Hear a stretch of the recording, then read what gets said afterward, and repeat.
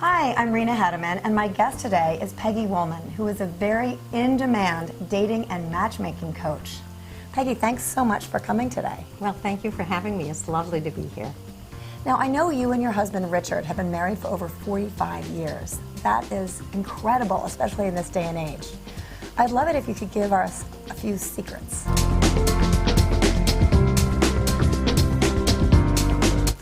Well, what occurs to me is that the same features that I think are meaningful when you're meeting somebody or dating for a long period of time, deciding to be committed to somebody, and maintaining a very long-term relationship.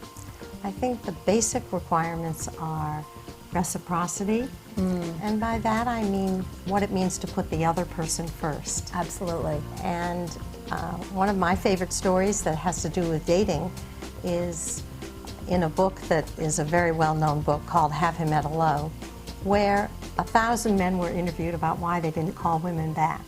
And I think this relates to maintaining a long-term relationship. And one of the key responses that men made was how many women were wonderful to be with, fun, attractive, smart, but they were missing something that led men to believe that they would want to hire them, but not marry them. Interesting. And I think when we think about an example of what that might mean, my favorite example is when a fellow comes on a date and he has a cold and he's sneezing and he says, I probably shouldn't have come. I think this is maybe inconsiderate of me, but I really wanted to be with you. And several women might be thinking, oh, tomorrow I have a presentation I have to make, or I'm going to be visiting a friend of mine who's sick at the hospital. I too am wishing that you hadn't come. But what about the woman who says, it sounds like the first thing we should do is get you a nice hot cup of tea? Oh, so she's showing she cares. She's showing she cares, and she's showing that she's putting him in front of her. And I think as we are in relationships, long-term relationships, and decide to commit to each other, we are really committing to putting the other person first. Yes, that's wonderful. So I believe that that's one of the key features. And also I believe in openness. I believe in being open to new experiences. We all have to work to keep love alive, to introduce new places, new people, new activities into our lives. And again, I think the same thing is true for single people. Yes. That being open to the fact that love may come in a totally unexpected package. Right, And I think that kind of open-mindedness is the kind of open-mindedness that keeps marriage alive as well. Fantastic advice. You know, I love what you said about showing right from the get-go that you care and that you're a compassionate person. What about the fact that so many women nowadays feel like that's all they, especially if they're mothers back in the dating scene, or they're happily married mothers, they feel that they just give and give and give. How does that play into your idea of reciprocity, so the woman doesn't always feeling like she's the one responsible for the giving and the compassion? Well, I think that's a very good question. One of the ways that I like to think of it is that encouraging men, whether they're men who come to see me who are going to be introduced to women, or couples who are working out their relationships together, I like the feeling of having a man say to a woman, what can I do for you today? Oh, I love that. What can I do for you today? That's beautiful. And I think women, as women, we think of that all the time. We know we're going to go to the cleaners, we know we have to make supper, we know we have to take the kids to soccer, whatever it is, we know everything that we're doing for the family.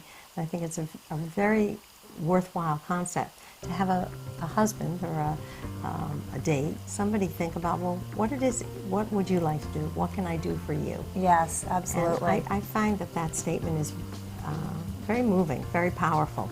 When you hear it from a man, you can encourage your husband to try it for a week and see what it feels like. It is. Peggy, what do you think are some of the stumbling blocks that men and women face in relationships?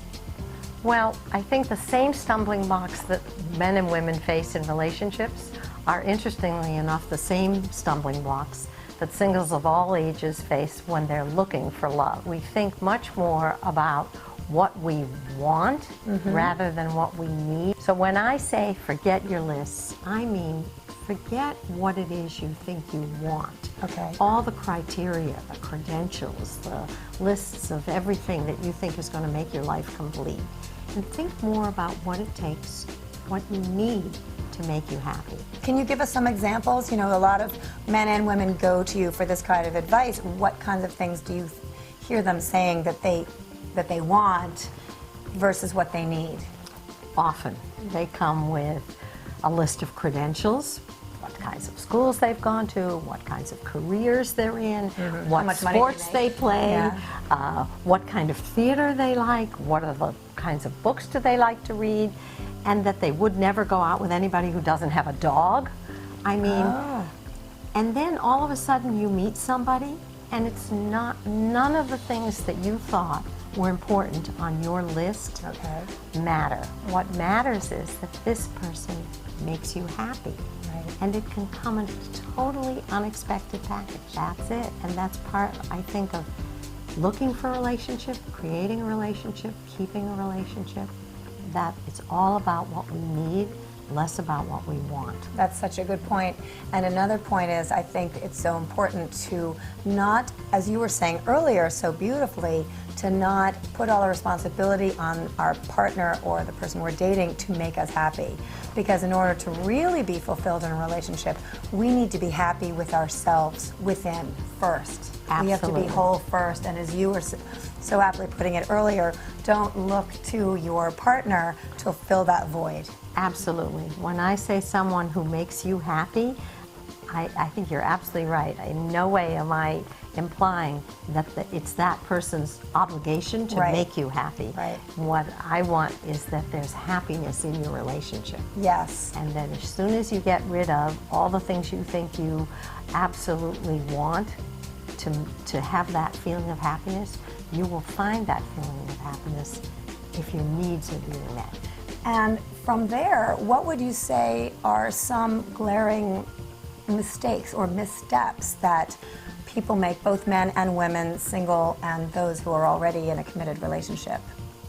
Well, I think a couple of the ones that stand out for me are negativity is what I call a conversation killer. And people who talk about negative experiences, whether they're on dates, some of the things that have gone on in their lives, their bitter divorce, it becomes negative and it kills conversations right away. I think when we come home at the end of the day, no matter what kind of a day that we've had, it's really important to try to walk in the door and try not to carry our negativity with us. Great advice. And I'm guilty of that sometimes. I'm guilty of that as well. And I think along with negativity, we have this notion of expectations. And I think whether we're dating or in long-term relationships, we have expectations that have to do with lists of what we're hoping an evening is going to be like, a date is going to be like, a life is going to be like, having children is going to be like. Right. And somehow if we can shed our lists a little bit and forget our expectations. I also think that expectations about marriage, or even when young people are dating and looking for long-term relationships, they think that the new relationship is going to repair the old relationship. Oh, yeah. And it's not. And thinking that a new relationship is going to be magic. And what is it you carry with you from your past relationship? You mean what baggage? What baggage, without being Debbie Downer. Right. And without thinking, also, it's so important not to think that because one relationship didn't work, that you're carrying that baggage with you and therefore the next relationship isn't going to work. And I think a lot of people think that the reason that they may not want to get married again or get into a relationship again is that they've lost their confidence that the same issues might happen again. Right. And then the flip side is that they think that it'll be just totally magic, totally different, and it'll repair everything that's gone on before. Yeah, like this is their white knight coming in on a white horse. Exactly. So somewhere in the middle there, I think really coming to terms with the fact that relationships, whether you're dating or whether you're married, are about commitment, they're about compromise, they're about reciprocity and empathy, they're about all the things that we know a lot about, but I think how we think of them daily makes a big difference. Yeah, that's great. why first dates are so challenging, because you're not quite sure how much of yourself you can relate to another person and give to another person. And I think that's similar in a marriage. When you come home at the end of the day and you've had a bad day, how much do you want to tell your husband about your bad day? Yeah, how much is it okay to vent it?